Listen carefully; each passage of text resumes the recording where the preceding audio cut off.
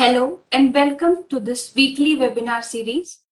Today, to speak on intelligent decision support system as a platform for sustainable healthcare, we have with us two eminent scholars, Dr. Rajiv Janardhanan sir, who is Director and Head, MIT Institute of Public Health, MIT University, Noida. I heartily welcome you, sir.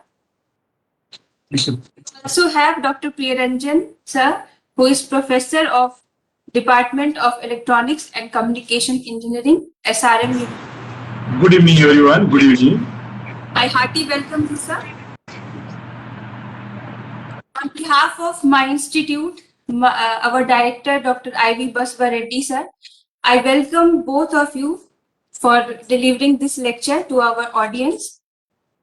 To start this program, let us begin the program with prayer. Om Sahana Vavatu Sahano Bhunatu Sahaviryam Karvavahai Tejna Vidvishavahai. Om Shanti, Shanti, Shanti.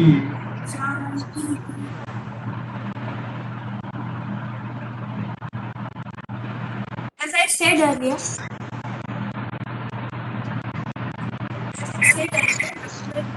Rajiv joined MIT University in 2007.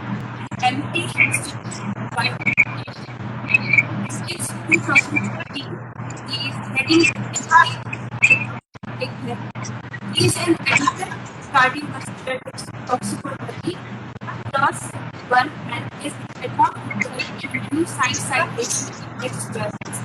His current research interest includes stenosis, fibrosis, diabetes, renal physiology, cell biology, signal transduction, muscular dystrophy, and heart function. I once again welcome you, sir. I once again welcome Dr. Rajiv Janardhanan sir. And Angel sir is professor at the Department of Electronics and Communication Engineering, SRM. He has been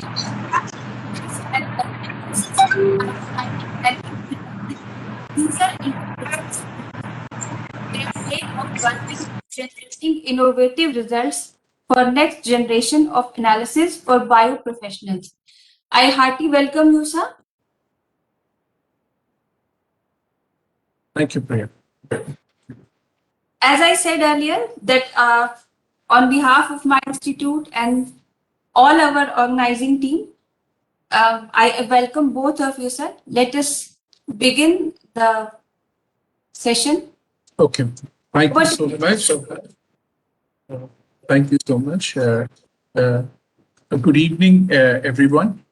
And I would like to thank Dr. Basavareddy for extending and Dr. Vandana Singh for extending their kind invitation to invite both me and Professor Priyaranjan to deliver our humble research findings in the provision of using intelligent decision support systems as a platform for sustainable healthcare. Before I move ahead, let me just start sharing my slides. Yes, here we go. And just bear with me. Are my slides visible now? Yes. Full screen. Perfect screen. Okay. Thank you. So as the title suggests, we are going to present a few examples of how intelligent decision support systems can be used as a platform for sustainable healthcare. Before we move further, we need to have a brief introduction on the healthcare disparities which exist in low and middle income countries like in the subcontinent. One of the premises is essentially because health is being crunched into numbers. And This actually coupled with the fact that even after COVID, the provisioning to develop the healthcare infrastructure is not good enough to alleviate the healthcare disparities which are prevalent in India. Moving ahead, COVID scenario has made it amply clear that it's not just a single epidemic, it's the conjoining of two epidemics, that is the epidemic of non-communicable diseases such as heart diseases, stroke, cancer, diabetes, and chronic lung diseases, which are responsible for majority of the deaths. What is alarming is 70% of the Indian population is residing in rural area with limited access to adequate healthcare, and 80% of the total healthcare spending is out of pocket. This basically skews 75 plus years. Our hospital-based registries are providing the rationale to assess the disease burden estimations and also identify priority diseases. Now, when we talk about it, the community-based evidences are lacking. So the government is not, or the policy decision makers are not equipped enough to give a rationale for what are the top 10 diseases and also to provide instruments to control. Now, when we talk about why intelligent decision support systems are required? Constrained budgets, rising costs of medical treatments, increasing complexity of the costs of delivering healthcare, and increased expectations and demand for quality patient-centered healthcare. Now, we chose to look into big data, delved into the data, big data analytics as a tool for frugonomic policy interventions, thereby alleviating and eliminating the healthcare disparities. These lacunae were responsible for our choosing the intelligent decision support systems as a framework for affordable and accessible healthcare option. We believe that knowledge dissemination or health literacy is very different from educational literacy and could seriously bring about lowering of the national health spend, thereby increasing the productive numbers of the nation. And unless a bottoms-up approach is taken up, all the stakeholders in the healthcare ecosystem will not be empowered. Empowering them through health literacy efforts will also align and focus on health promotion efforts and thereby provide rationale for community empowering policy interventions. AI meeting precision medicine is the latest fad, and it's all the more becoming more prevalent and ubiquitous ever since the advent of the COVID pandemics rather, sorry. And we believe that if we have to transition the precision medicine at data-centric community level to public health level, that is at a community level, it has to be technology, mediated by technology, essentially using AI platforms, which are not associated with deep learning, which are energy efficient and do not contribute to global warming. Today, as a part of your 2030 Sustainable Development Goals, carbon footprint, global warming, sustainable societies are equal provisioning of access of good health, good access to clean environment and clean food are the tenets of sustaining a good society. Now, the AI has been used in clinical practice, optimizing clinical resource allocations, remote monitoring through mobile health applications, telemedicine, and triaging treatment options. What we did was we tried to gather community-based intervention by going to the community, collecting the evidences. Say we worked with Dr. Upendra Paul from Batra Hospital, and with a team of clinicians went and randomly screened in a block in Sangam Vihar, slum area of Sangam Vihar, for 500 individuals. And in addition to their BMI, blood pressure, ECG, blood sugar, Other parameters were also evaluated for so-called healthy persons, and through using your nonlinear predictive analytics, we were able to prove that obesity in this community was a disease driver, because 1 in 2 so-called healthy adults were obese. And we found that about 29.1% of the subjects were healthy, and 71% of the subjects, apparently healthy subjects, had one or more risk factors which would contribute to a cardiovascular event based on the field data. And 8.6% of the subjects had variation in ECGs. Now, when these findings were presented 3 years ago at the 70th annual meeting of Cardiological Society in India, a meeting which is exclusive for cardiologists, both me and Professor Ranjan were given the best poster. So indicating that even the cardiologists or the physicians or the so-called the premier physicians of our society are also open to cutting-edge breakthrough and disruptive advances in sciences. I'm going to cite two examples. The first one is of cervical cancer.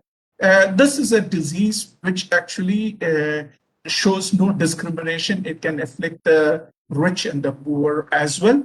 And what is alarming is 93% of the cervical cancer cases, if detected at the right time, could actually be prevented with positive clinical prognosis.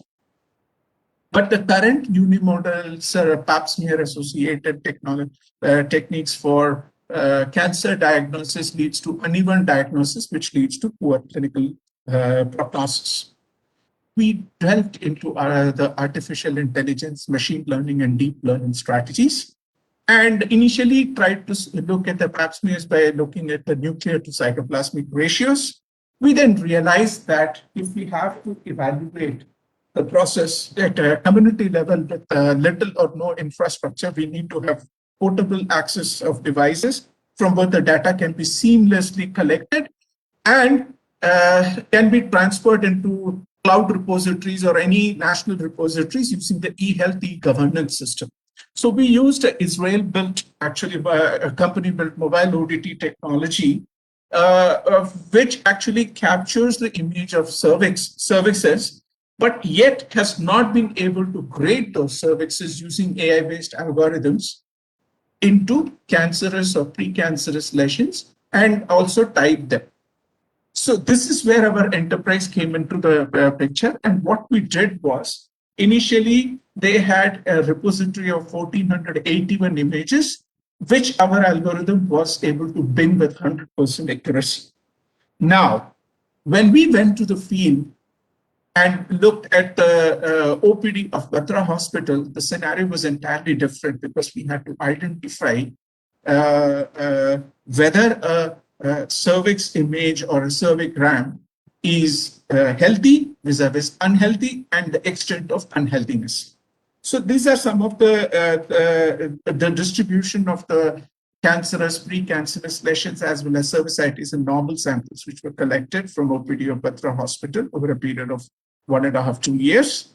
And what we did was, we initially used the level set algorithms to first figure out what are the abnormal structures, and then color coded them with a mesh of yellow and green, yellow indicating the regions of severity, and a mesh of yellow and green indicating the regions which are impacted. And what we did was, so the next question came, how do we define the threshold of what is called normal cervigram? And so what we did was that we took 84 cervigrams, 3 were outliers, so 81, and then mapped them and figured out that one of the cervigrams, N52, had the least distances to all the other 80 cervigrams to which it was compared, and it had a distance of 26.779 for that community. So until a value of 26.779, all the cervigrams were considered in that community to be normal, and then were triaged according to the severity of the disease. This led to the formation of a scale, unique scale on the oncometer, This is the first of its kind, and it's a ubiquitous scale, just like a thermometer. As the incidence and the dots increase towards more towards the right side, the abnormality indexes also increase. We are now trying to digitize not only the AI part, but also other two modalities, such as the liquid-based cytology as well as the HPV serotyping, and digitizing and integrating these three modalities to give us a score in which if one of the modalities fail, then the other two modalities will balance each other. That way, the precision of the final decision which the intelligent decision system provides would not be compromised. Moving forward, this will help create a triage system which will help all the clinicians in the clinical practice to figure out which are the subjects they need to intervene in the beginning. Currently, the accuracy is around 77% with a sensitivity of 83.5 and a specificity of 59.25%. But we are confident that with more data, it is going to increase. And this is ultimately our goal for large-scale screening of cervical cancer patients at community level, which will improve the clinical diagnosis and prognosis. Now, this is a disease with social stigma. So what we are trying to do is develop low-end mobile health applications, which Dr. Priyaranjan will talk in a while, and which will not only facilitate the remote connect of the physicians with the patients, because this has got a lot of social stigma, and women are often ostracized and they're socially ostracized in the society, along with the promotion of e-health literacy campaigns.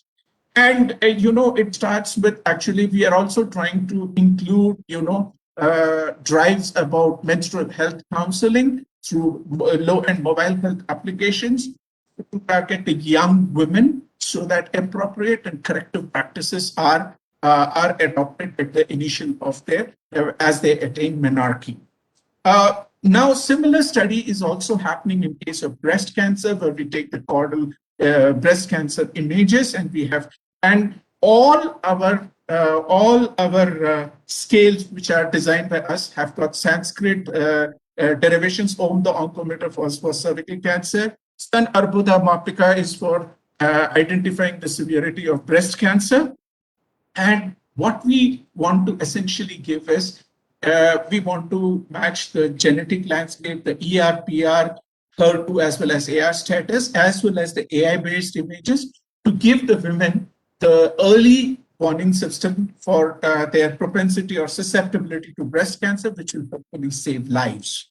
And the third thing is also an equally important modality, which I want to talk, that is about detection of cardiovascular diseases at community level. Like I mentioned in our brief essay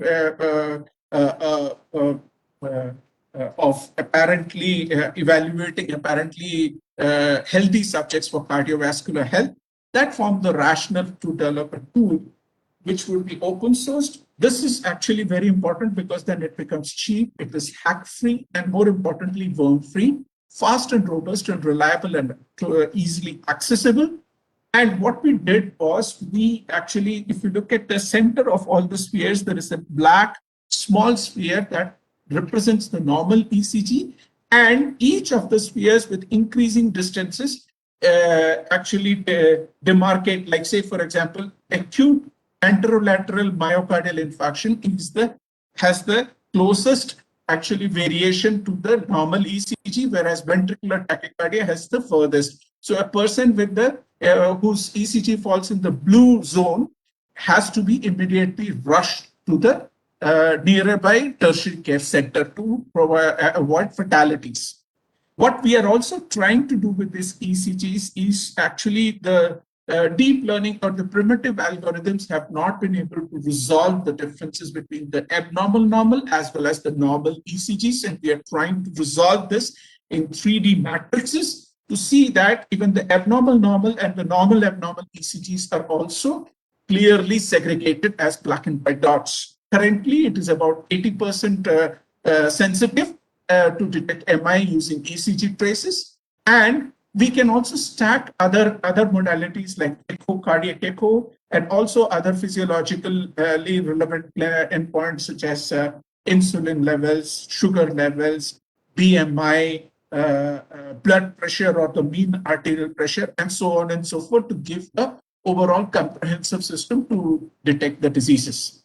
Now, this also needs, it's not good enough just to detect these diseases. We also have built architecture for autonomous detection and allocation of clinical resources. This is very important in post this one, and which will help us to actually address the issue at community level in a much more efficient way.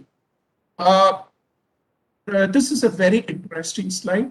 In 2012, when Mayo Clinic decided, which is now the #1 hospital in the world, because it's the #1 and grade-setting hospital in 16 out of 29 specialties, it added the term patient security. And since then, now in the last 8-9 years, it has become the buzzword and the mantra for all the patients who are going to hospitals for various kinds of clinical assays, that ensuring that their data is secure and is not divulged either in the dark web or other kind of bulletins. This necessitates the need for security, where the data is encrypted using cloud encryption using Tor or Onion router softwares, with the host as well as the recipient both are anonymized, and it becomes hack-free. And Dr. Ranjan has enough expertise in these kind of building these kind of firewalls. This will actually, the big data in a country which has got a population of 1.3 billion. The big data provides a wonderful clinical data which can have wonderful different kinds of things like EEG, analyzing EEG, hand grip, and autism, or measurement of malnutrition or nutrition data, to colposcope data for detection of cervical cancer, or mammogram data for detection of breast cancer, or ECGs for cardiovascular diseases. We believe our biggest strength is the students who come with divergent competencies. And we believe that together with these students having divergent competencies, we can establish new paradigms for community-based healthcare analytics, affordable and accessible provisioning of healthcare for the marginalized sections of society. These are some of the agencies where we have received funding from. These are our list of collaborators, both national and international level, industry partners as well. And we thank you so much for your kind attention. We believe that having empathy and compassion for the lesser fortunate, and we believe that in the word compassion lies the word passion, passion for excellence. We believe that together we can conquer challenges to positive outcomes. Thank you so much for your time and patience. I'm going to unshare my presentations, and if there are any questions, I can take them, or we can have the Q&A session after Professor Priyaranjan delivers his keynote lecture. Thank you so much. Over to you, Vandana. Thank you, sir. Sir, Priyaranjan, sir, your comments. Over to Priyaranjan, sir.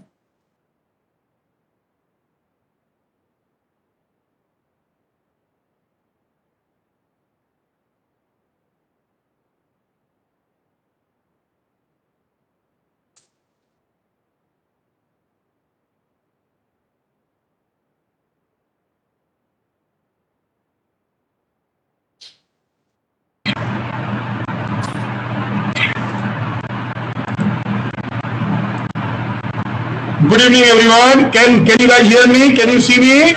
Yes, sir. Yes, sir. All right. So thank you for, I would like to thank first Dr. Singh and everybody at our ex-Prime Minister Morarji Desai National Institute of Yoga for giving me this opportunity. I'm going to talk about a very interesting stuff where I will talk about how we can take advantage of our traditional knowledge, ancient knowledge from our sages, from our rishis, and try to make sense of it with modern technology. So what I've been thinking about it, that we have so much information about our ancient system. Why not sort of try to, bring it all together, do a sort of yoga of all this knowledge, integrate all these things, right? So I'll talk in two parts. First, I'll talk how to make sense with all its components and subsystems and details, and then I'll show you a tool, actually demonstrate a tool how you can search all your modern yoga documents in Devanagari. Okay, because when I was doing a workshop, a DST workshop with Dr. Rajiv, a lot of Vaidya from Gurukul Kangani told me that they have very hard time searching these documents. These are very large documents and searching is not easy. So if somehow it can be automated, it will be a great thing. So think about it. I'm just moving towards having a systematic view of our ancient clinical knowledge system in terms of Ayurveda, yoga, and so on. And I'm trying to make sense of this whole thing at a larger level using modern technology. So please, what we want to do is that we have a lot of ancient knowledge base in Sanskrit, and there are tikas, there are kunjis, there are books written upon books. So there is a whole chain of books explaining things, right? There are shapers and all other things, right? So how do we make sense of this very, very heterogeneous and large distributed text base?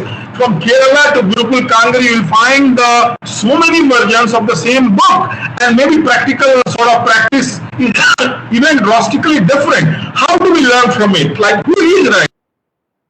How do we sort of evolve a consensus, right? And what kind of, see, the end goal is not the practice. End goal is to cure the patient, right? End goal is to bring some good things to humanity which can help us live a healthy, and sound life, right? And that's what the insights of our rishis and sages is supposed to do. So you think about it, that what kind of clinical and patient-friendly user interface can be innovated? How can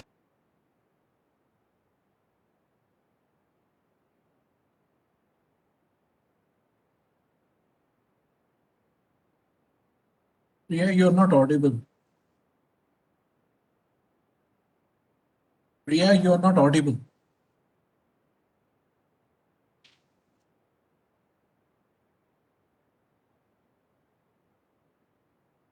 Priyaranjan sir, you are not audible. Priya Ranjan, you're not audible. Doctor? Yes. Yeah, you're not audible. I'm not audible. Yeah, now you're audible. Sorry, I'll be a little closer. So can we build a sort of natural nature lab for virtual and consciousness related technologies, right? So in our times we talk about consciousness and awareness quite a lot, but do we understand it, right? Is it classical? Is it quantum? How do we make sense of it? And I'll tell you, on this line, I have a student, her name is Shanu Sharma. She is trying to understand the impact of videos or video games on our mind, in particular children. How do our children get addicted to video games? What's happening to their brain? What's happening to EEG? How can we sort of enjoy video games rather than being addicted? Am I okay? My sound is coming? Yes, sir.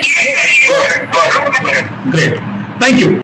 So without getting into too much background and philosophy, I'll get to the point. So one of the things we actually is build block diagrams. So how is it going to work, right? Some of the components are very, very straightforward, as you can see. So basic search engine in Devanagari, right? Largely Hindi and Sanskrit. There are a lot of English translations also. But we also have to see that the content doesn't vary too much. Otherwise, there will be another debate and controversy that who is right.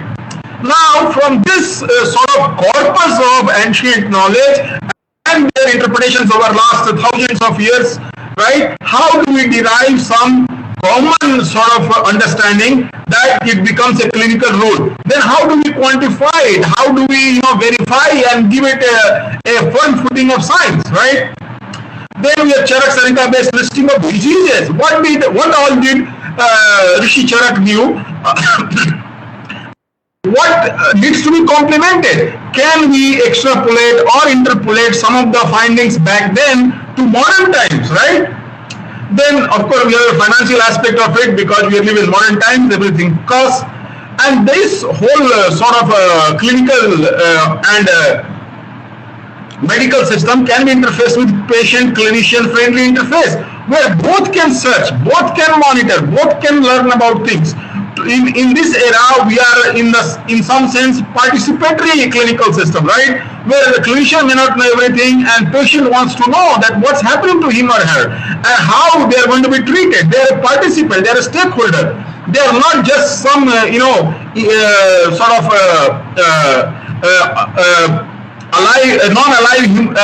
entity where you can do anything. You have to take them into confidence, and this is about their health, not ours.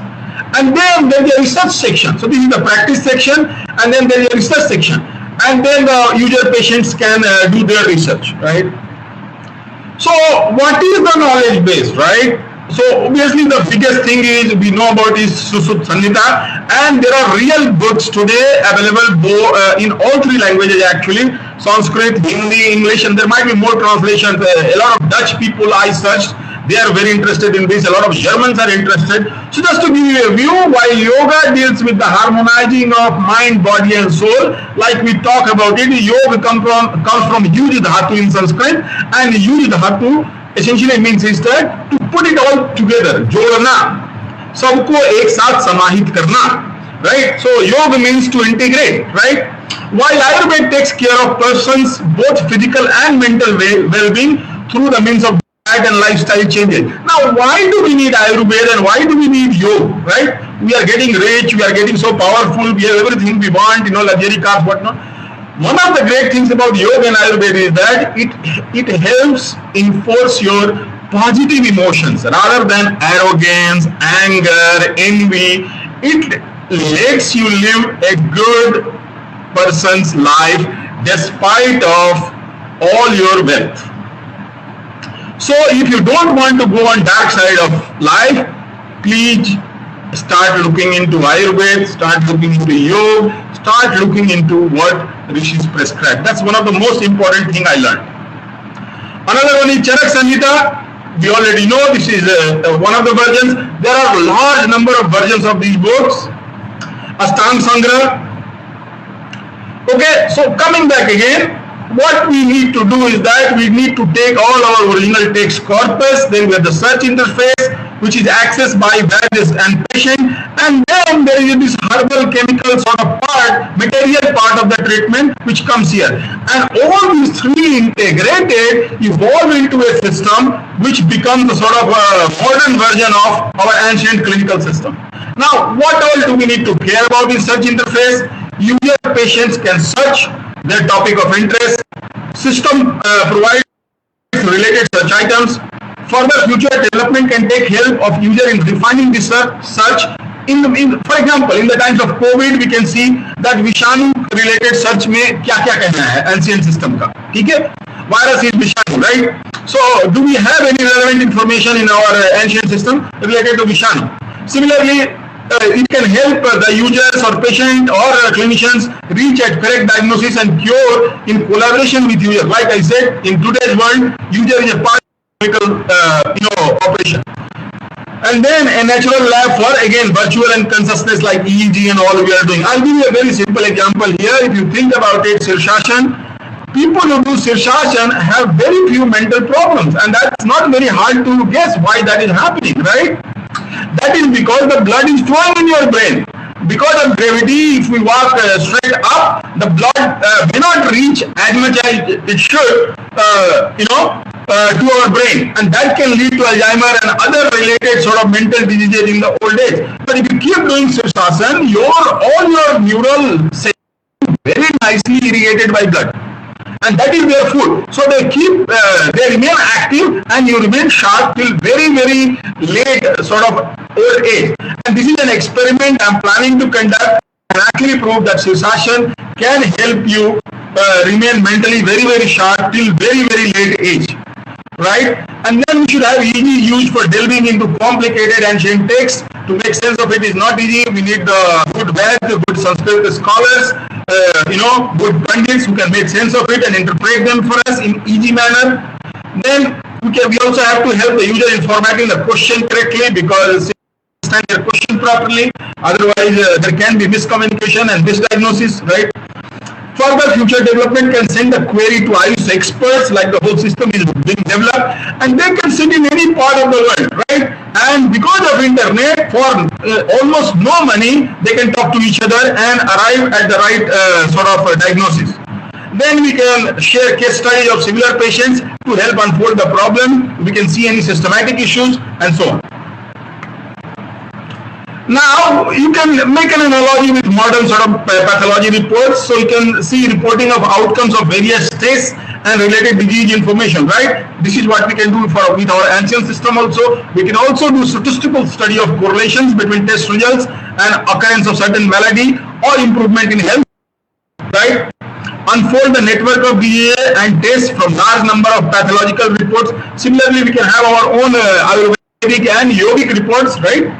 Provide comprehensive determination of underlying causation and related cures. So let the corpus grow, right? Our bats can start writing what they are observing, which will make the system even more cleaner and more efficient. Now, how do we formulate these rules? What kind of flagging can be done based on these rules, right? Empirical verification of such rules by clinicians in reality. Do they work in practice? Whatever works will survive. What doesn't work will go back and to be redesigned, right? So to open this rule base to patients or keep it secret. Now, there's a big ethical dilemma in building system, right? As a system designer, I understand that, so I'll rather put it in the open than hide it, right? Do you want to put a decision about your life in the hands of a digital computer, which is a machine, right? All the system is a machine, and it's only supposed to help. It need not make final decision if you don't want to, right? So what is the trust threshold when a computer judgment is more reliable over the same of a doctor? But is it true? These are the questions which we have to think in detail, that how computers should manage our health if they at all are allowed. Now, there can be a lot of issues with this system, which again I will tell up front. So, one of the major issues is that how many Ayurvedic and yogic experts we have who can cross-validate and say that particular rule derived is correct. What if expert goes halfway and after that he or she disappears or doesn't respond? It happens even to my students. And a lot of experts have very strange pattern of communication. Many times you can't even understand their language. So things are not easy. Many times expert may be there, may not be willing, may not be accessible. Now, do we have all the information we need on a specialty? Are we building the system based on faith or actual verified cross-checked facts, right? Can we really perform all the tests in practice?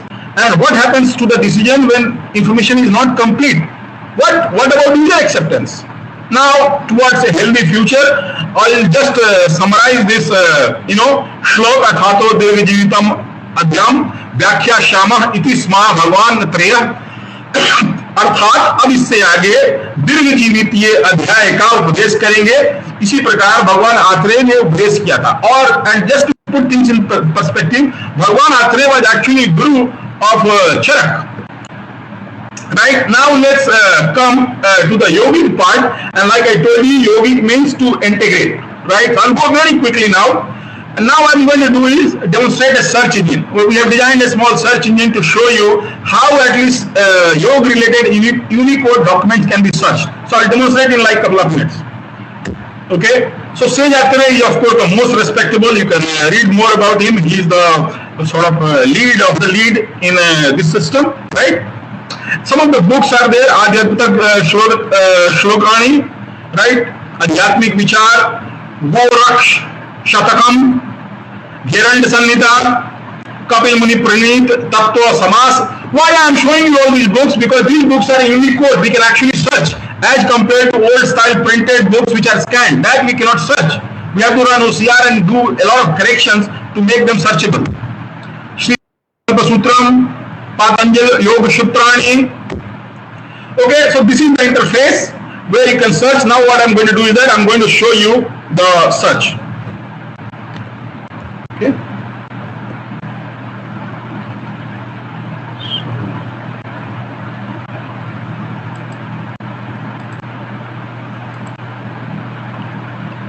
Okay. Now I'm going to share the whole screen and I'll show you.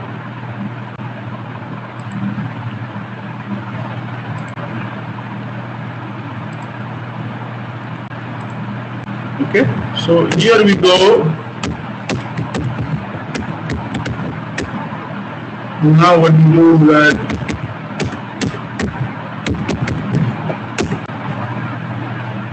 so you can see here, I don't know how many of you can see this, the word is already there, Adi. Okay, and you can choose, this is the directory, home, P Ranjan, Yog, which has all the documents which are in Unicode. So all you have to do is press enter and will search in all documents where all this word comes. So it comes in Amar Course at these 3 places, Adi, Antya, it comes at so many places.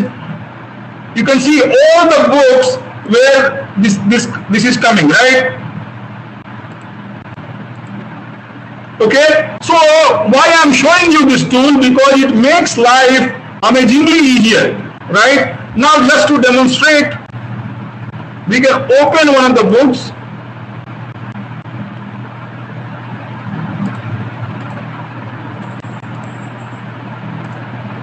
Right, so let's open this book, Adhyatma. Right, and we can take up something from here, Vidyate, and search Vidyate. Right, so here we go back to our tool.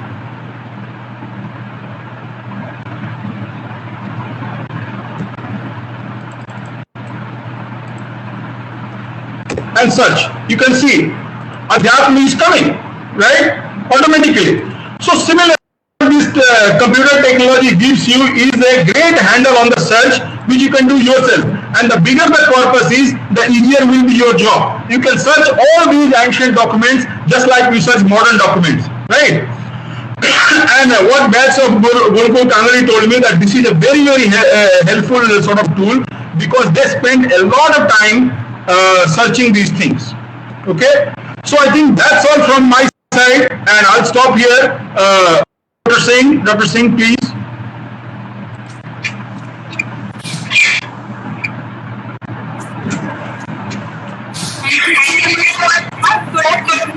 Such an interesting lecture. Thank you for that. Murari Prasad, officers and staff members I would like to thank both our speakers, and Dr. Kiran for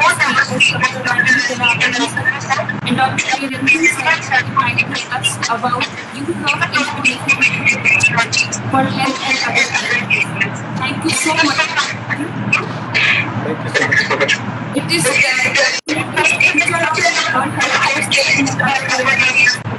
I would also like to thank MD for his incessant support and being guiding us. Thank you so much. Thanks to our and viewers for finding support for this webinar. और अंत में शांति पाठ की समाप्ति.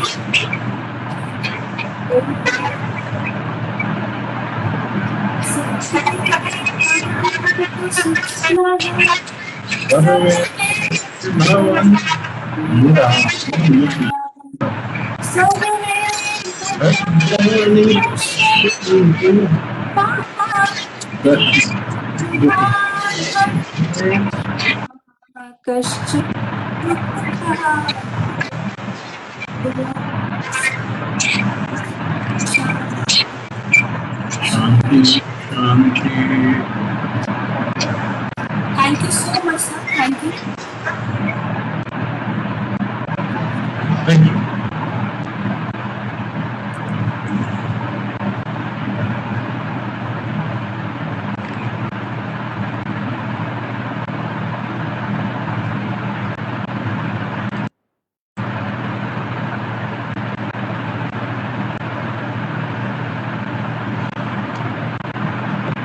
Hello.